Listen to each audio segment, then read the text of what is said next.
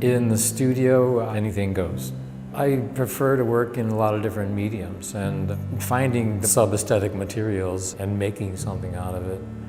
Some of the elliptical forms are just made from cardboard boxes that I take apart and reassemble and paint or add something to. I'm recently the stepfather of two small girls, 5 and 7.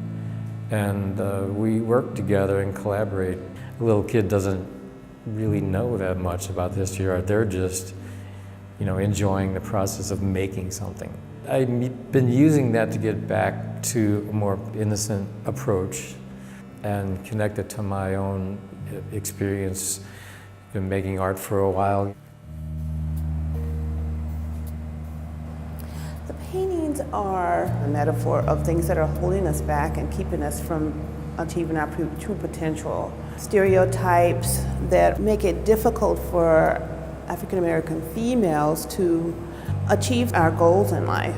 We are constantly struggling, trying to have a voice.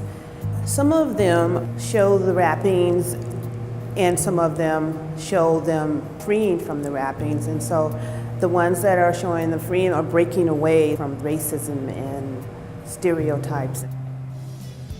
Yeah, it's kind of like an ode to the femme fatale, the tough, more rock and roll type of girl. Each one, they all have their own different persona.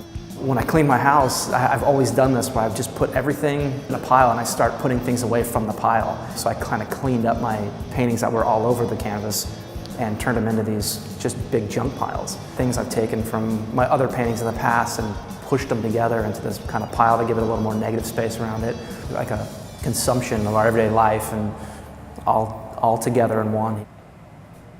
This is about my love of color. I'm a color and design instructor. I focus on compositional elements as well as color theory. The joy that I receive from making these paintings comes from the looking, the color, the shapes. The paintings are composed more or less mathematically by mixing different proportions with the color. Also compositionally, they're composed that way.